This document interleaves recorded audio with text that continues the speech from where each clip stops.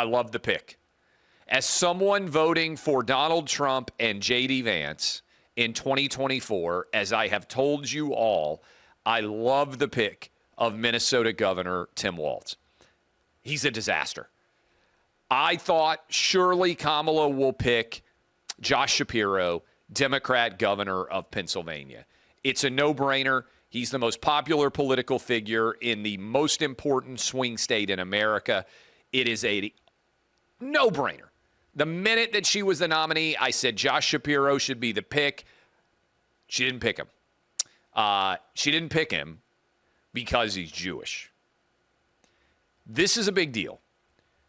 The Democrat Party has such a pronounced anti-Semitism base now on the far left. The squad members, Rashida Tlaib, Cori Bush, Jamal Bowman, now fired by voters in New York, AOC, that entire universe, Ilhan Omar, they hate Jewish people.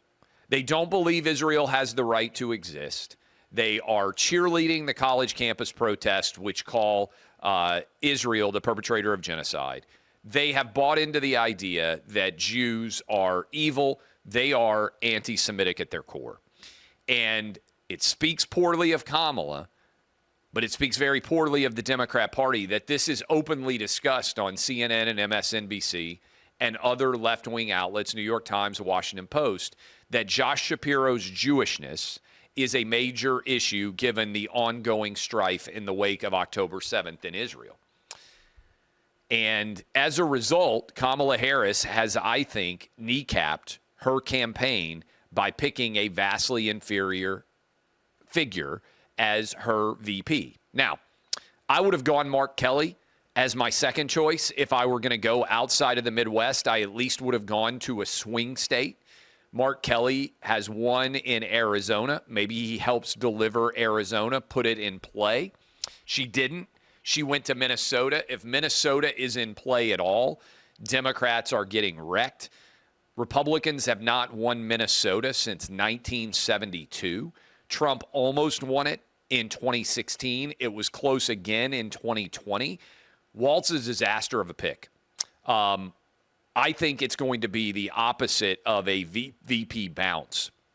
I actually think Kamala Harris's poll numbers are going to come down.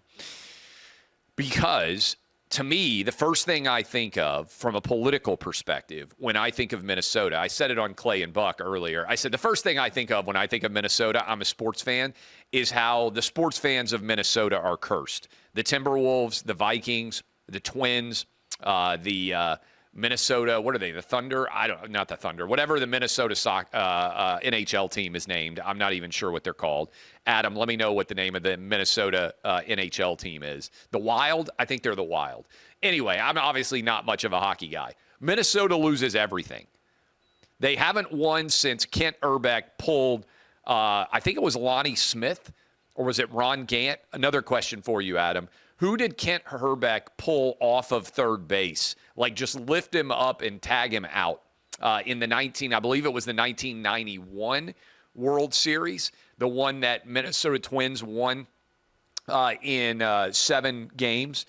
That's the last time Minnesota's, one of their 4 major pro sports franchises, won a championship. And they have been a total unmitigated disaster when it comes to winning championships. So the first thing I think of is sports.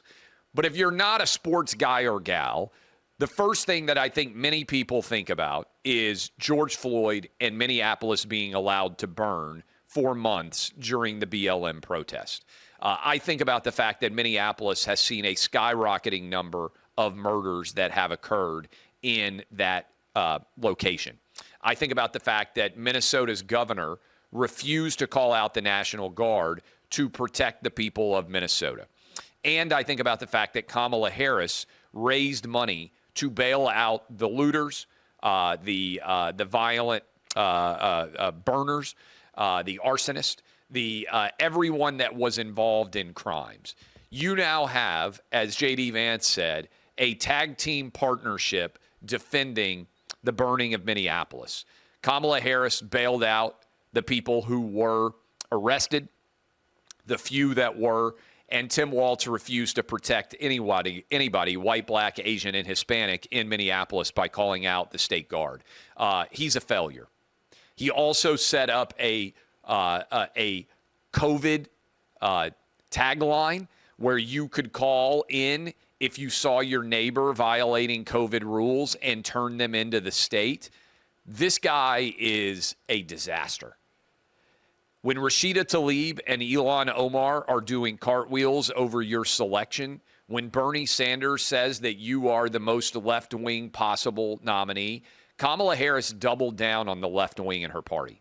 This is the furthest left-wing Democrat combo that we have ever seen. And I can't believe that she made this selection. I think you're going to see a decline in her poll numbers.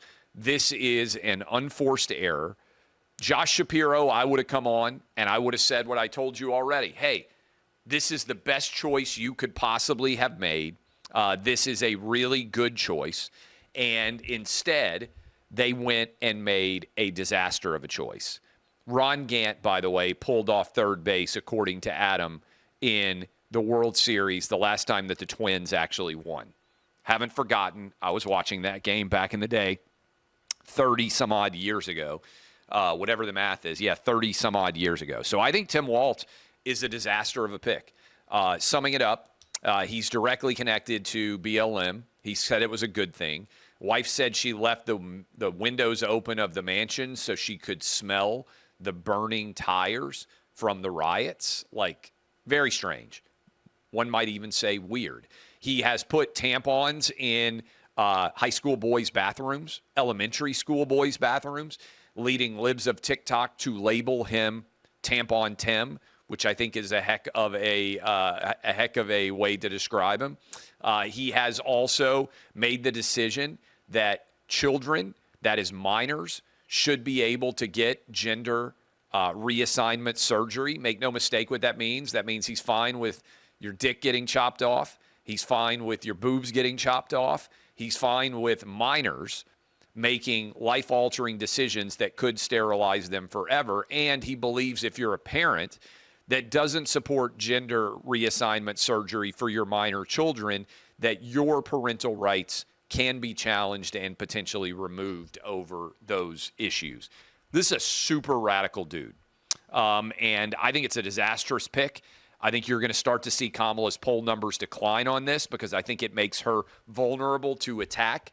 It crystallizes things. I think it's going to be the opposite of a bounce. If Minnesota's in play, then Democrats are going to lose, and it's not going to be particularly a close race. I don't think it helps you in Pennsylvania, Michigan, or Wisconsin. I don't think it helps in Georgia. I don't think it helps in Arizona. I don't think it helps in Nevada. I don't see the logic behind the strategy. I think it's going to be a disaster. So that is my analysis of the Tim Walz pick at as governor of Minnesota, being now named as the VP for Kamala Harris.